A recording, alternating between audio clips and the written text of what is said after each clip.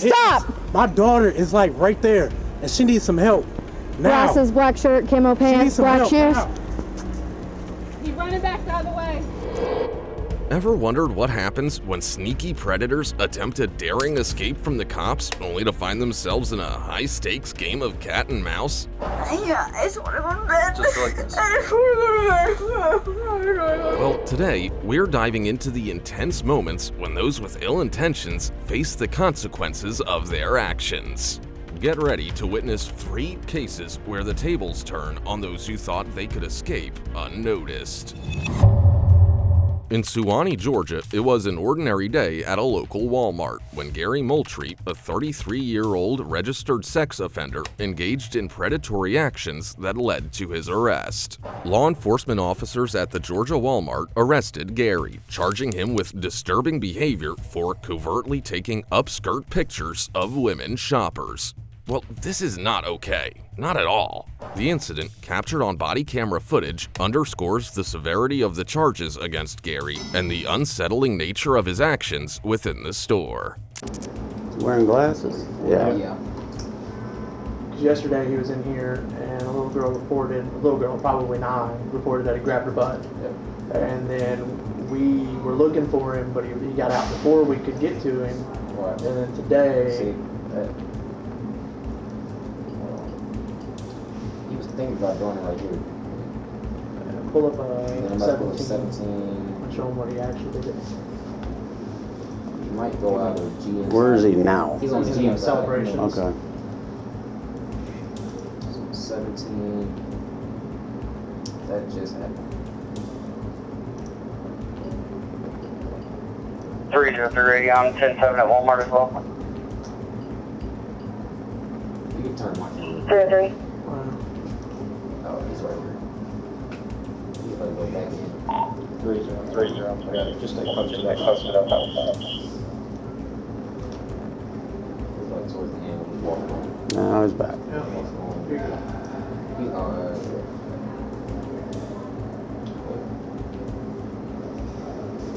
Okay. So those are the only two so far today. We don't have the one from yesterday on camera. Yeah. Other than the person yesterday, anybody today come and complain or said? He just walked in. He's about to do her. He just walked in. Oh, he's taking pictures of her. Yeah, he's taking pictures of her skirt. All right, yeah. Well, He's done. Gary, a hidden threat among the shoppers, began taking inappropriate pictures and invading the personal space of young girls at Walmart. His actions, however, did not go unnoticed. The observant Walmart staff, dedicated to ensuring the safety of their customers, remembered him from a previous incident. Quietly and discreetly, the Walmart staff alerted the police, setting off a chain of events that transformed the bustling store into a battleground between law enforcement and a predator. Guy like this might get freaky, dude. Just stand back a ways. General merchandise. Move!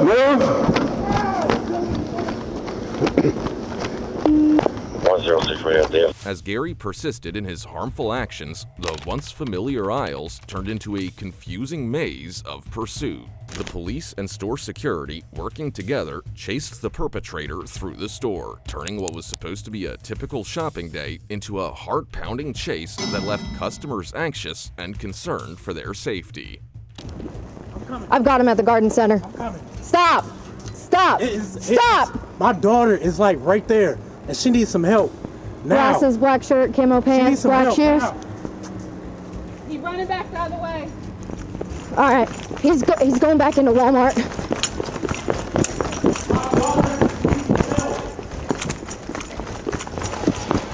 No! Stop! My daughter needs some help, man. You're not listening. 10th floor, he's running around the garden center. If I get someone else over here. Stop right there! My daughter is in trouble. Roll over on your stomach! Hold on. I will pepper spray you as well. Roll over onto your stomach. Roll over! Roll over on your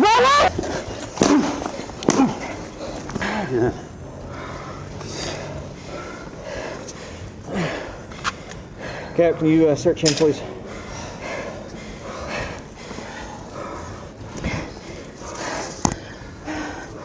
I guess he broke the phone, so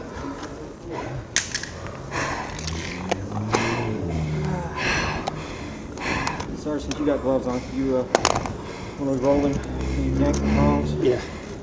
Where'd you get him at? Here, I got his leg cap. Stand still. I'm pulling these out, all right? All right. Cornered and desperate, Gary attempted to outsmart his pursuers. Claiming his daughter needed help outside, he tried to distract the officers. But law enforcement, undeterred, saw through the tactic, turning the store into a tense game of cat and mouse. The intense chase finally came to a head in the Walmart Garden Center. Gary, understanding that he had no more ways of escape, confronted a final warning from the police. The truth hit him, and he was caught. All right, we're gonna stand you up, okay? All right. Sit up. Gary Moultrie. Solid negative 99. Put your hands.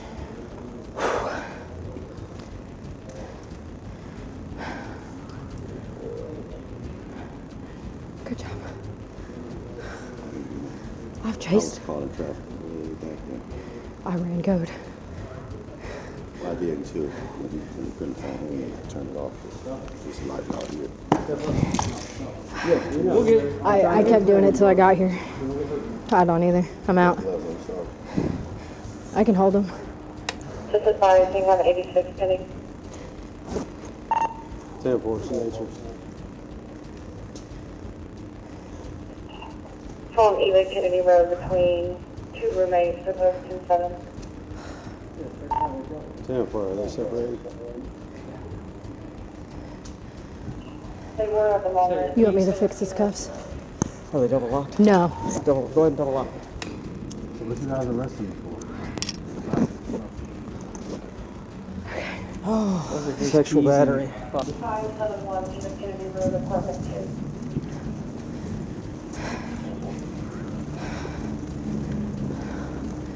2. That employee right there is great. In a last attempt to avoid consequences, he even tried to break his phone, but his efforts were in vain. The police swiftly apprehended him, placing handcuffs on him, ensuring that he could no longer pose a threat or attempt to escape justice. Hey, LT, they got video footage of him in the store doing it. They've got some. You've got video footage? Yeah, we got video footage. Yeah. I'll grab it for you, LT, if you want. It's not ready for that. I can always come back. I was like, I don't see anyone over here. So I was like, I'm gonna hang out over here. And then she's like, he's coming. So as soon as I got in, she closed it. I saw him hit the gate down here, and I'm shot in there, and I started coming and sprinting towards lawn and garden in case he popped out. Yeah, so that's why I was standing over there. Whew. Cool for radio. 109 is 1095 1 mail. I love that he broke his phone on purpose. He what? Broke his phone on purpose. He started slamming it on the ground. 41 can wait. Okay. See if one of y'all can go find his Lincoln and pay at. Got you. Is it registered to him? Okay. Alright, yeah, just let me know. No. What you want me to do with this car? Just run it and See what comes up? Alright. You want me to impound it? Let me know. I will. Do you need a battery? I've got one. Police took Gary Moultrie into custody and accused him of sexual battery. Handcuffed and feeling defeated, Gary faced the consequences of his actions. The serious charge of sexual battery sent shockwaves through the community, revealing that this wasn't Gary's first time dealing with the law. This added an extra level of seriousness to the repercussions he now had to confront. After Gary's trouble with strangers, there's another predator, and she's a bit of a troublemaker, especially in front of her kids. The surprising part? She acts all innocent afterward.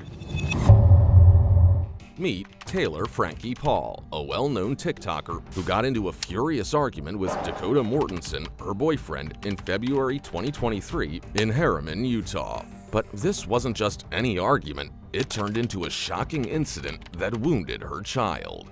The story unfolds on February 17th when Taylor's frustration reaches a boiling point. She was allegedly denied a concert by her boyfriend, Dakota, due to her intoxicated state. And that's when things took a drastic turn. What's up? I just want to be able to talk to you without you two bickering at each other. Okay. Okay? Okay. So, go ahead, like, you can sit or whichever. Okay. So, what's your name? Taylor. Taylor. I'm Officer Rugebrecht with the Harriman Police Department. Okay. The neighbors called in saying they heard a bunch of yelling and screaming. I'm sorry. I'm sorry again. So let's start with this. How do you spell your first name? T-A-Y-L-O-R. Just go ahead and just focus on breathing for me.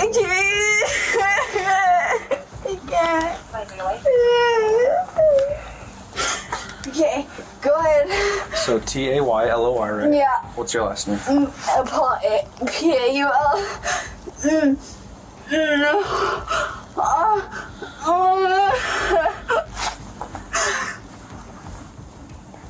Do you need paramedics for anything? No, I'm good. I'm good. Have you had a little bit too much to drink tonight? I can smell the alcohol pretty strong. Sure, but not anything crazy. I went out on a girls' night and I came home. Safe driving. Okay. We all know detectives rely on body cam footage to capture real-time evidence and assess the situation. Body language, verbal cues, and environmental details provide valuable context for understanding what really happened. Watch this. What did I do wrong so I can help myself? What did I do wrong? Help me to know so I can do better. Well, it's not Taylor, look at me. It's not that you did anything wrong per se. We are just the neighbors called in thinking that someone's getting hurt. No one's getting hurt. I'm just emotionally hurt because I'm good divorced and I'm just really hurting. I can get my husband to come get the kids if that's easier. I don't know what he wants from me. I don't want anyone that wants from me. I'm just so hurt. So, tell me what happened tonight. He pushed me in the garage and it's fine. I don't give a I just want to move on. I don't give I just want to move on. I don't care. I pushed him. I hit him. He pushed me. I don't know what to think about it. Can I get a drink, please? Please? Can you promise not to talk to him while we go in there? Sure. Well, during a really intense argument, Taylor Franke, who is 28, and her boyfriend, Dakota, who is 30, got caught up in a long and heated fight. The police stepped in to make sure they were safe and to figure out what was happening. They made sure Taylor stayed outside on the porch while Dakota stayed inside the house. It was all about keeping things under control and making sure everyone was okay. What do you need from me? So I just need you to tell me what happened tonight. So you went out on a girls' night. You said that, right? Yeah, he came pick me up from girls' night. And then what happened? And he was bitching me out the whole way home. So when you describe that to me, about what? I guess having fun with the girls. And he was going to a concert, but he was like, we're not going to the concert now. And he came home. And then we were fighting. And we were fighting at each other. And then I was going at him, I guess hitting him. And then he pushed me into the kids' stuff. And then I went ballistic because he pushed me so hard. And then I fought back, and then we were just fighting, and I just want him out. Where did the kids go? My daughter's right there, and then my son's up sleeping because we had my family member that was babysitting. And this is all, I guess this is all. With you guys fighting, do you have any injuries? No, I think I'm okay. My fingers hurt. I think I'm okay. Can I see your hands? Yeah, I just want to go to bed. Just like this. I just want to go to bed. I think I'm okay. I'm good. What about the other scene?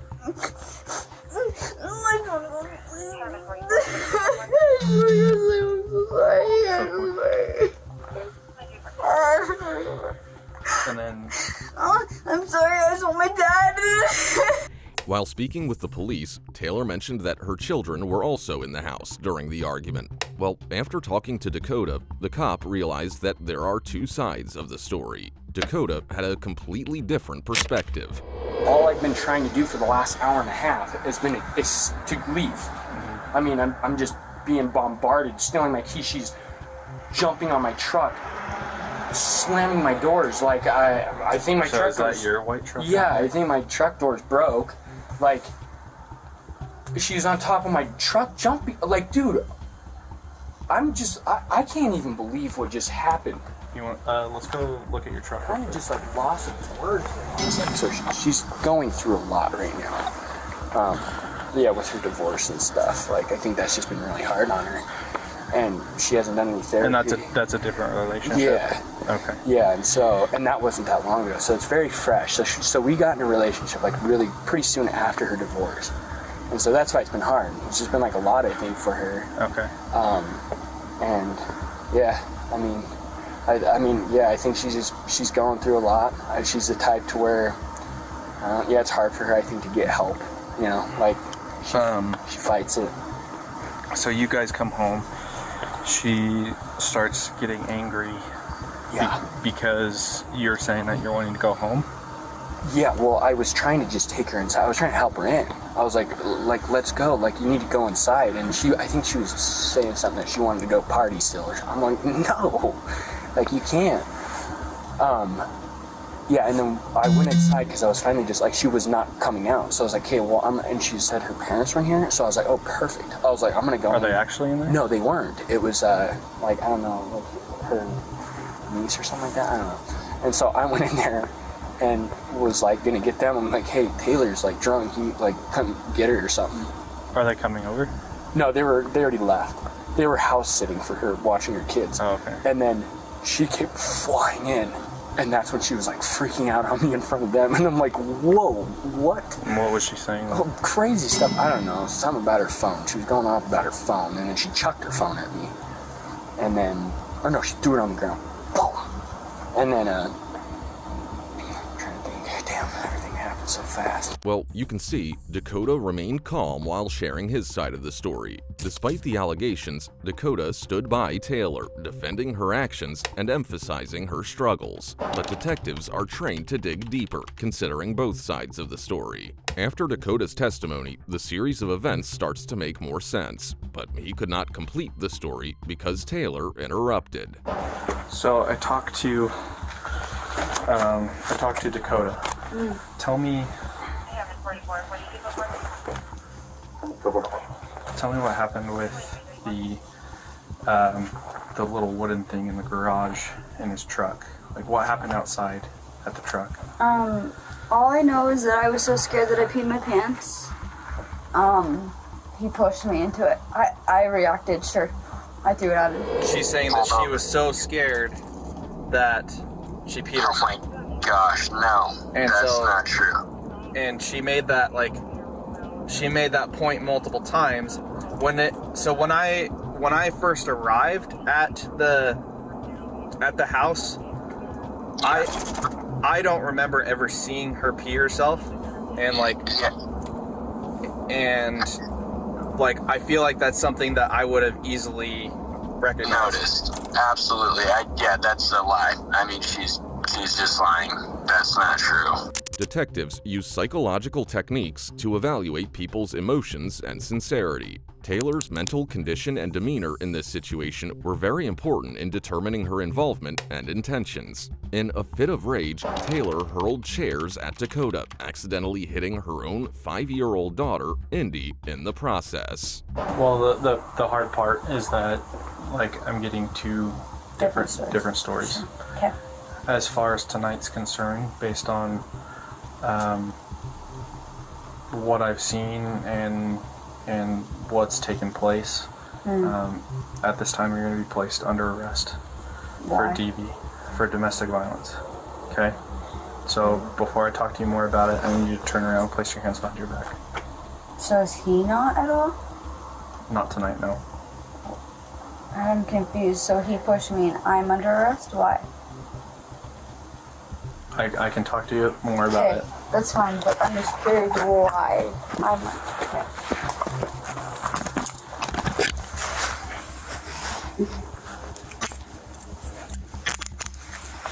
going to keep my. Am I allowed to talk or not? Yeah. And just give me a second. I'm the one to keep my. So why am I under arrest? So you're going against his word against mine, correct? It's based on the evidence that I'm seeing at here tonight. What's your evidence? Just curious. Just all the stuff on the ground and you throwing things at him and all that. Are we allowed to ask him or is that not allowed? Because. What do you mean by asking? Because when he sees this, he's not going to agree to it. The incident left both Dakota and Indy injured, and that was the point when police were called to the scene. He also shared the video clips of Taylor's alleged violence he recorded on his phone, but that recorded footage could not be made public. The reality, that's the reality of this, is that you were victimized tonight, and that's why we're here, is we don't want further violence. Yeah. And maybe this is the reality check she needs, that like, hey, I need to get things in check. So, I just want to talk to you over there real quick. Sorry, the one kid just puked and so. No, it's fine. I'm glad the parents showed up. I don't know which one's which. The little girl? The one upstairs. Oh, okay. Oh, God. What is... Do you know the daughter's name? Do you know how to spell it? Yeah.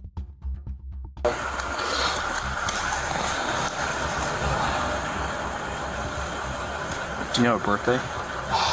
It's... That's okay. Is it, do they have the same last name? Yeah. Or is it a different last name? Well, she's not divorced yet. So. Well, she is. She just hasn't changed her name. She keeps her name the same. Yeah. Okay. Yeah, like I can't make you fill that out. Yeah. It's voluntary. But I mean, that's your side of the story. Again, she's alleging a different side. Yeah, I mean, I guess that's the only thing. Like, if she's wanting to like push stuff, then like I'm gonna have to. But like, I truly just want her to like just get help and just that's that. And that's I understand that, and that's what I'm hoping this results in. I'm not trying to jam anyone up or take them to jail to take them to jail. Like I want the problem solved. Does someone get charged then or something? She is going to be charged with domestic violence. Oh my gosh. But that's I know that's hard to hear, but that's the reality of the situation, and I'm glad that it wasn't worse. Because like, what if she was throwing stuff at you and damaging your property, kitchen knife or something. Like, what if the off chance that she grabbed a kitchen knife? Like, it's already clear that she wasn't thinking straight, right? Yeah. Normally in your relationship, it's lovey-dovey, honky-dory, right? But in this specific case, that can't be ignored. Yeah. What if she was to grab the knife or something else and it escalates again? Yeah. So the main thing is a reality check saying like, hey, that's not okay. And ignoring it's not going to help the problem either. Yeah. Like, you guys waking up tomorrow morning and acting like it never happened, or having one little conversation and maybe like a smack on the wrist, that doesn't typically help. Detectives examine the timeline's sequence of events to precisely reconstruct it. In this instance, the body cam video aids in organizing the chaos and determining the severity of the injuries. A number of serious charges were brought against Taylor, including felony aggravated assault, domestic abuse in the presence of a child, and child abuse. Taylor Frankie Paul is facing significant legal troubles, charged with multiple serious offenses.